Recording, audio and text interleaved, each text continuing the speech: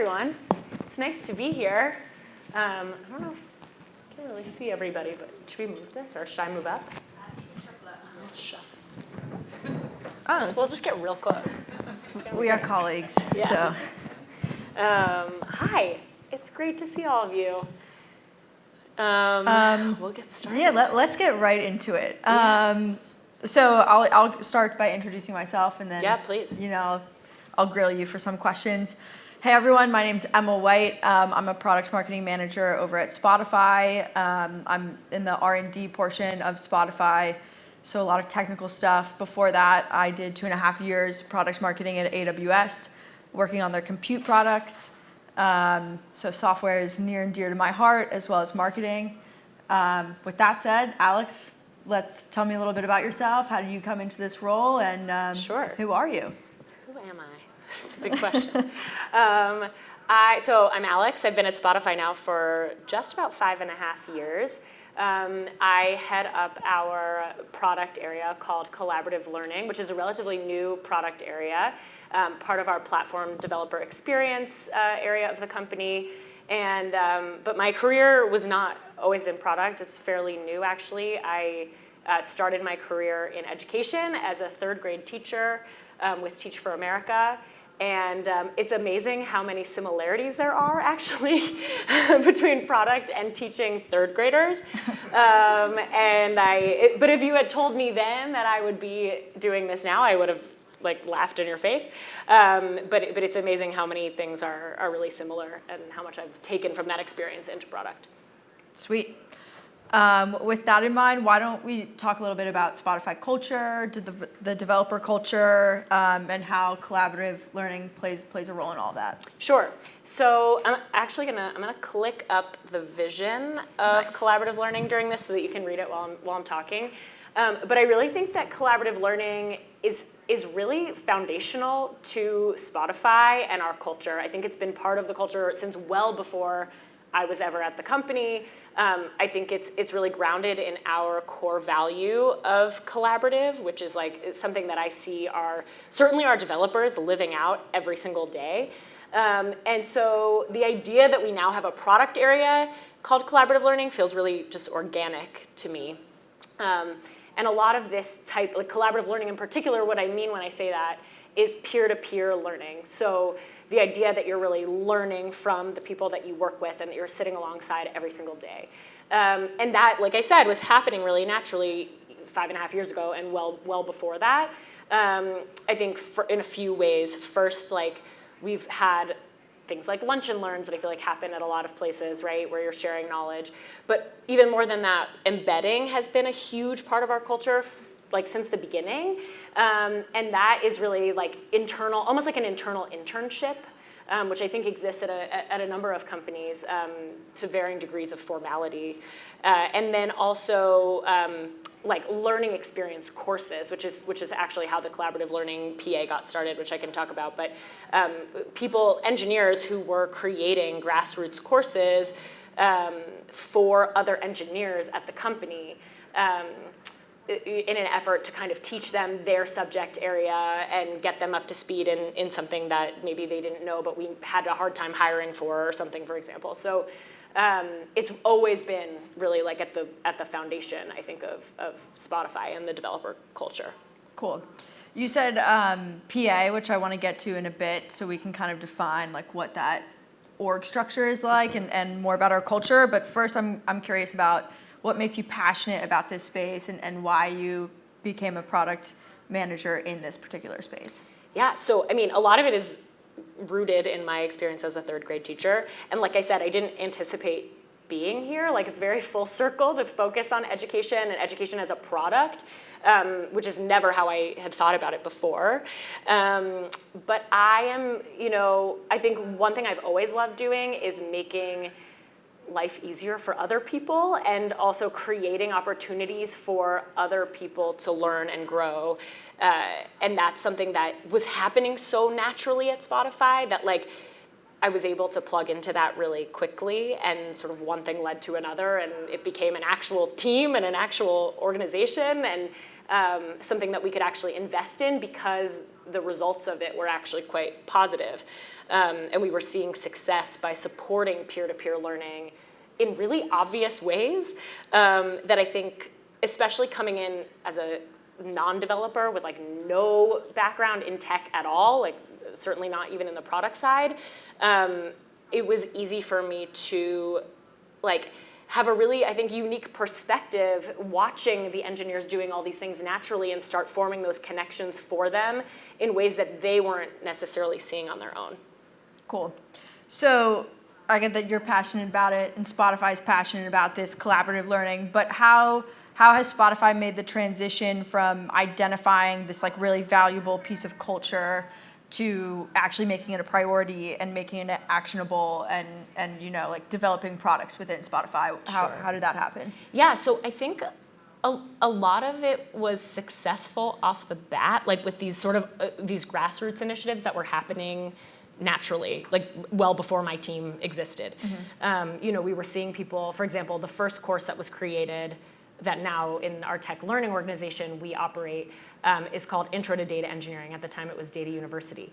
And we were teaching people who didn't know anything about data engineering. They were engineers and developers in other areas, but they didn't know anything about data engineering, and learning about that through the course.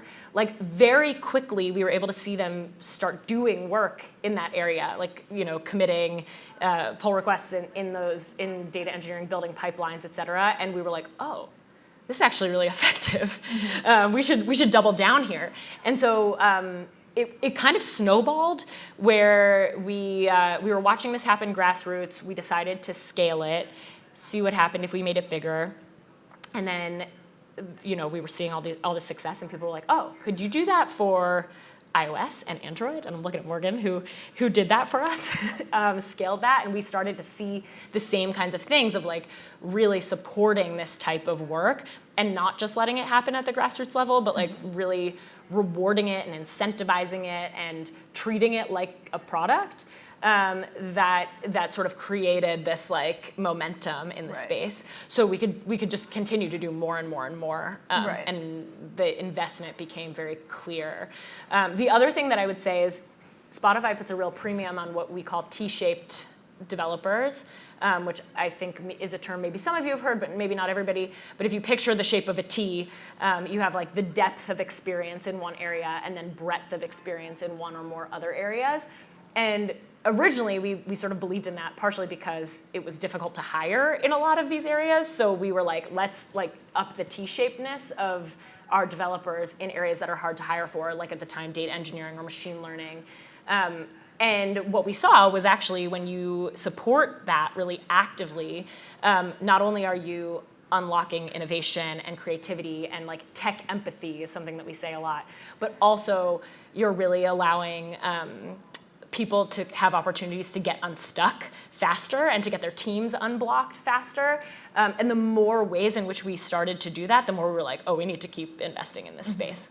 Totally.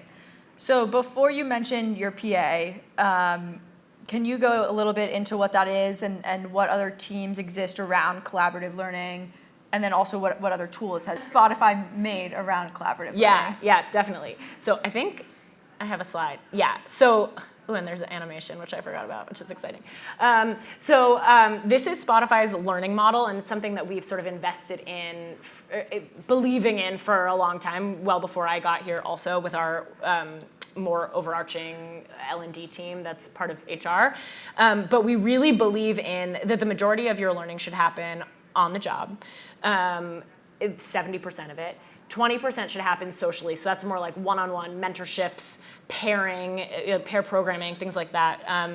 And then 10% should happen formally. And we have, so meeting in the classroom. And so currently in the product area, we've got two teams. We have Tech Learning, which is represented in the yellow, and then Protean, which is represented with this Skill Exchange logo here, which I'll talk about too. We have two teams that kind of cover that learning model. Tech Learning does so by creating, that was the original team that started to scale the Intro to Data Engineering course. But basically, tech learning creates formal opportunities for classroom learning. Used to be all in person, now is all virtual, but at this point, maybe like 90% instructor-led live trainings. We're starting to move more into the asynchronous space and create more opportunities for people to learn on demand or in a blended way. So that's the 10%.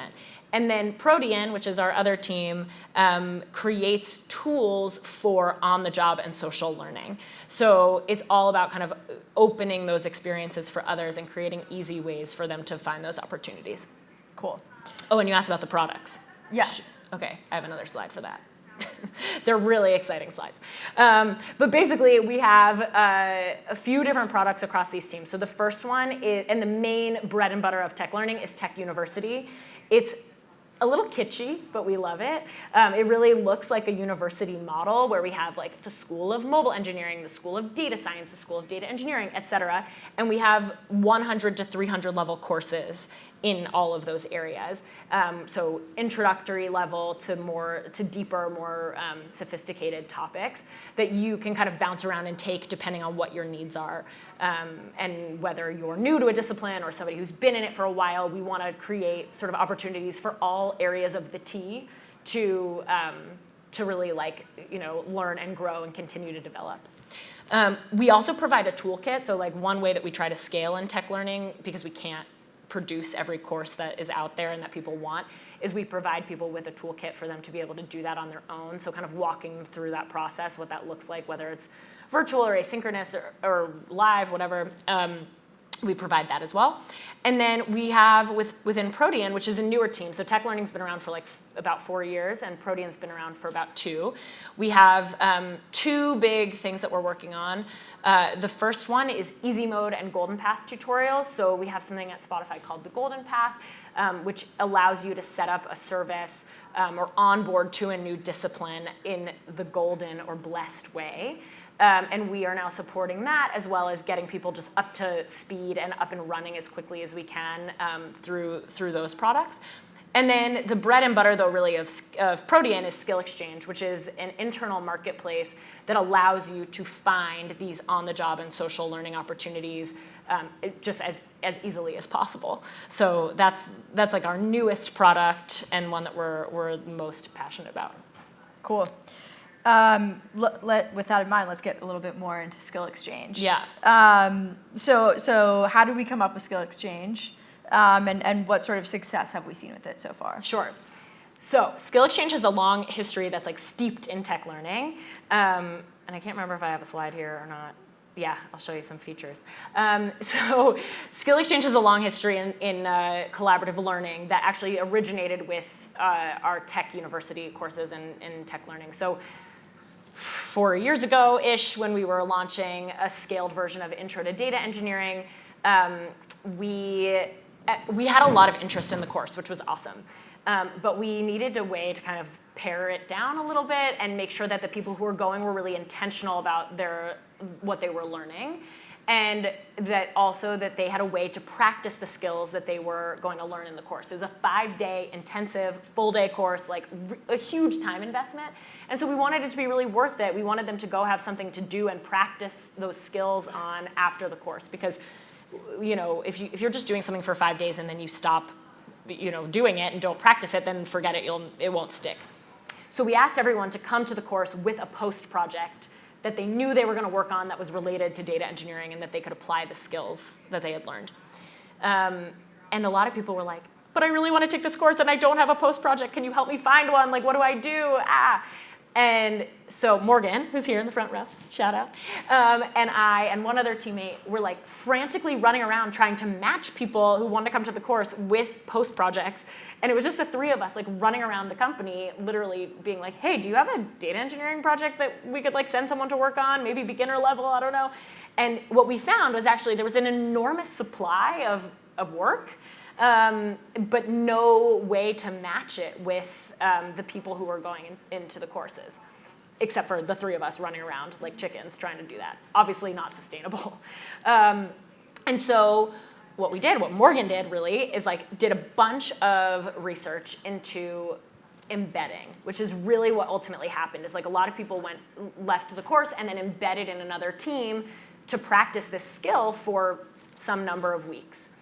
And when we did the research, we realized, we sort of knew that embedding was already part of the Spotify culture, but like we'd only heard whispers about it, or we knew some people who had done it, but not others.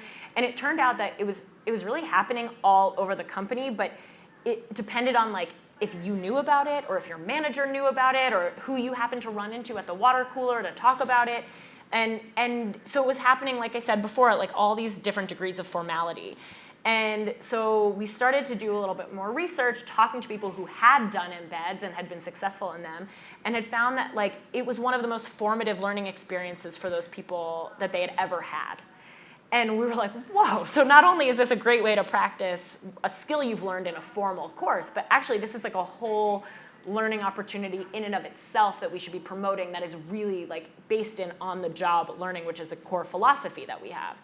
So as part of a hack project in October of 2019, Morgan spearheaded a team that led, sorry, I'm just gonna keep like saying your name, that basically led a team to create a prototype of Skill Exchange, starting with just embeds. And within a week, we had created this amazing prototype. It won the People's Choice Award at Spotify Hack Week, which is like a big deal at Hack Week. And at the time, it meant that you could get it into production. And so it was sort of a combination of that plus the tech talent strategy that I mentioned earlier of T-shaping people, where we were like, this is actually a really good way to T-shape people in a variety of ways through embeds, like people who want to deepen their skill sets, people who want to go and learn new things or practice new things, or even like learn new tech stacks, or there were all kinds of use cases that we were uncovering. And so we were able to put it into production. And we got, first we hacked on it some more. We got like another group of people who just were passionate about it, who worked on it with us. And then we got 2 full-time engineers, small but mighty team, and we built it out and launched in alpha. It was like March 2020. It was like right when the pandemic started, and then launched in beta soon after that in June. And so there are a lot of things that we cover now that you see here, like so not just embedding, which was like sort of the initial thing that we did here, but we also uncovered like the other great ways to learn that were more social, were obviously mentorships and pairing with people. So pairing meaning more like of a peer-to-peer, especially in the developer world, like pair programming, giving people the opportunity to find people that they could pair with. And then hacking, which we just launched about a year ago. And hacking is such a big part of Spotify's culture, not just Global Hack Week, but also regular hacking, like at the local level, at the team level, all year round. And so we built a portal for us to like find hacks, find hack teams, and really significantly create an archive of all of the hacks that have been done, at least since we started Skill Exchange. But now there's a full, robust library that's really searchable. So if you are about to hack on a new project, or even if you're a PM of a squad that features or that's working on a specific feature, you can go in and check out what's been hacked on in that space before. So it's a way to also just build knowledge networks and make sure that we're, especially in this distributed world where we're all remote, it's a really great way to sort of connect people, connect work, and start to build these relationships. And then lastly, we created like a cool profile feature where you can tell people about your skills, the things that you're good at, the things that you're learning, and find ways to connect with people that way, or get unstuck by reaching out to people with a very specific skill set that you're like, I just have a question about this thing. How do I find this person? Which like historically for us has been done on Slack, where we're like frantically reaching out in multiple channels, and now it's like I can just access a directory of people with skills, which is really helpful. Yeah. And then you see Take a Class up here. We're about to integrate tech learning into this as well. So all of our formal courses will have will show up here, and you'll be able to search for them and sign up for them on the platform as well. So we're sort of integrating the whole 70-20-10 model through this product. Cool. And how do developers or employees at Spotify access this Skill Exchange? Yeah, so that's a great question. So Skill Exchange is a plugin in Backstage, which is a developer portal that we built at Spotify and open sourced 2 years ago. 2 years ago.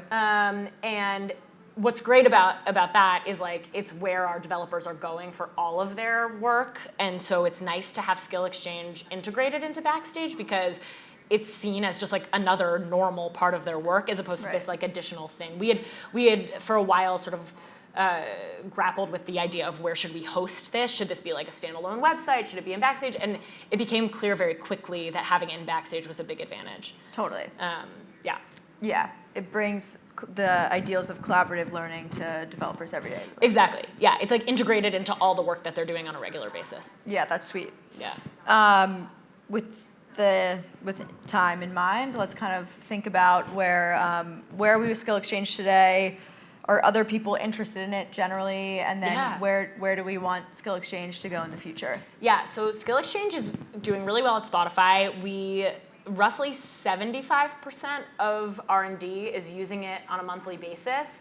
And we're making about 3 matches a week. And when I say that, I'm talking mostly about embeds and mentorships and pairs, not hacking, because hacking's happening kind of sporadically. But we're making about 3 matches a week. And roughly like 46 or 47% of our mentorships, pairs, and embeds are getting filled, which we were trying to figure out, like, what's the baseline for this? Because it's not the kind of tool that you want people to be using that often, which is so weird as a product manager because you're like, I care about adoption a lot and like success here, but I also, people need to do their normal jobs. So it's a weird thing that we're trying to establish this baseline for, but 46% or 47% is like a lot higher than we had initially anticipated. So at Spotify, it's become like a real core tool that we're using on a regular basis. And we're starting to have conversations with other companies as well, like just trying to understand what they're doing in this space. And because Backstage is open source now, it's a great vehicle to sort of almost like export the Spotify culture in a way.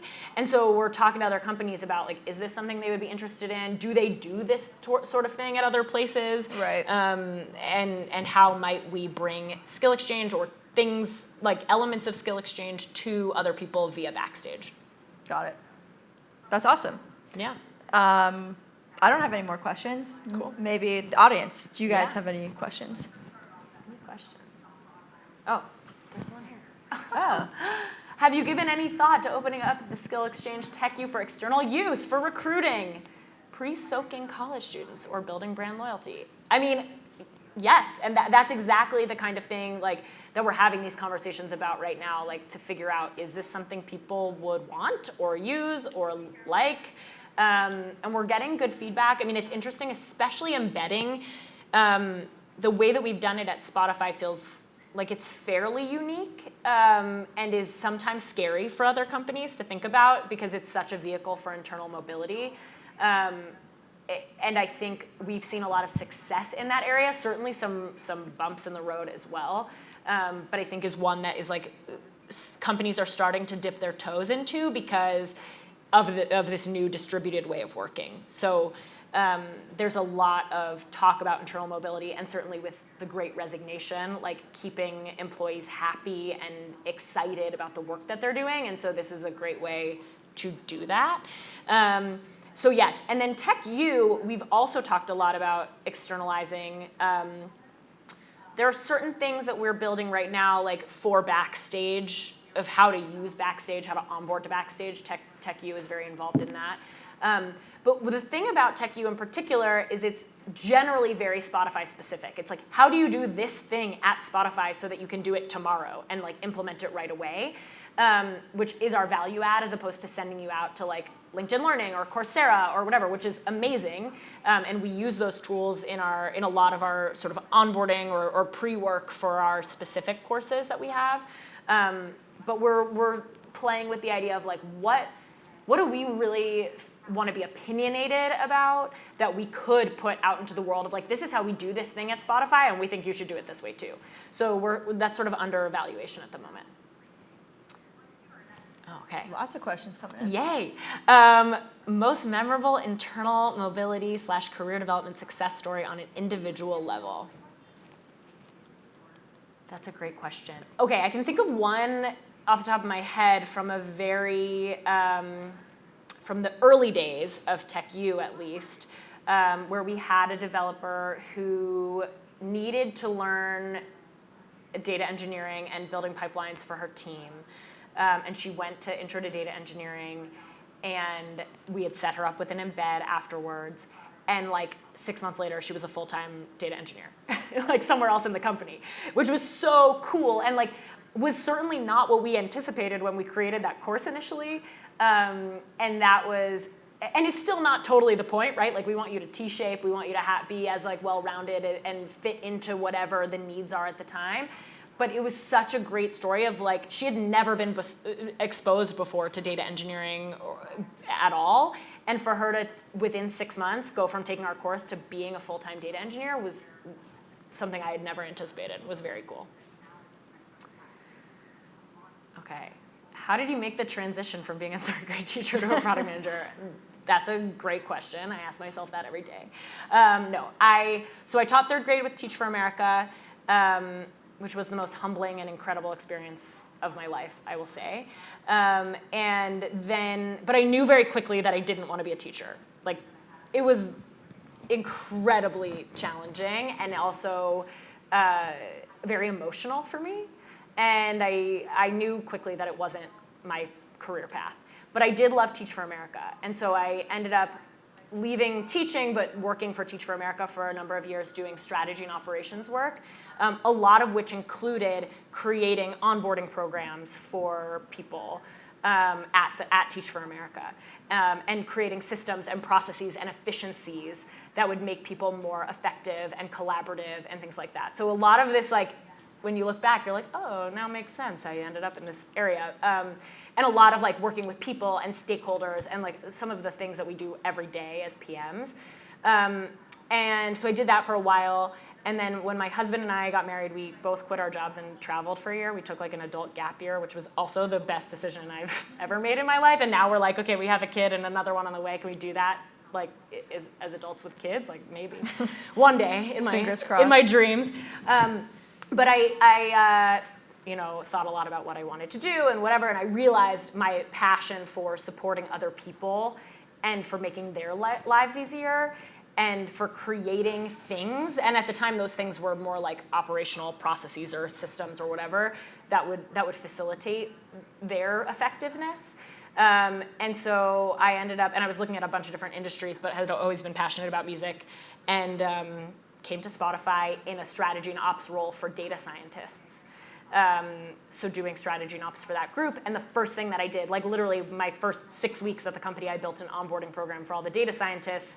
And that was kind of how it spiraled into this like developer education area. And then somebody was like, this is product management, right? And I was like, really? Is it? I don't know. Like, I've only ever done strategy and ops stuff and teaching. Like, this is product management? Cool. And he's now someone who's a real mentor of mine. But he was like, oh, yeah, like, these are all the same skills. Let's, like, really focus on making this a PM role. And that's how it happened. It was, like, really organic and not expected. Okay. How would you suggest instilling something similar within a much smaller startup? Okay, great question. I think it's all about culture. I think it's all about encouraging support of one another, which I think is something that in a startup sometimes, you're probably doing naturally to a degree, right? Because you're all hands on deck with everything at all times. But also you might not have time to think about like active learning and development in like a formal way. But you can really encourage it in this less formal way of like getting your feet wet in all these other areas that, even if you're a developer, you can be helping with marketing or you could be helping with whatever it is. And so I think a lot of it is just like encouraging that type of behavior and encouraging the idea that like we are in this together, which again I think comes naturally sometimes at a startup because like you literally are all in this together, and like the success of your startup depends on your ability to do those things, but really just I think encouraging that actively of like we are in this, we are supporting each other, your win is my win, then this stuff starts to happen really organically because people are actively trying to create ways to teach each other things and support each other. I don't know how much time we have left. Are we good? Keep going? One more question. Okay, great. And then happy to chat afterwards. Okay, are you measuring how the impact of these products flows up to the top line business revenue objectives? If so, how? Great question. So top line business and revenue, no. But certainly, certainly in terms of tech talent strategy, hiring, looking at like retention, looking at things like I mentioned the metrics earlier about how many people are doing work in this area and how that then affects like product development. Those are all things that we're looking at pretty actively and that we report on to senior leadership. So not quite top level for Spotify because we're quite an internal facing team for now anyway. But yeah, we have a lot of sort of tech related objectives. Yeah, so I guess that's it. But thank you so much for having us. Appreciate being here. Thank you, yeah. And happy to stay and talk to anyone who wants.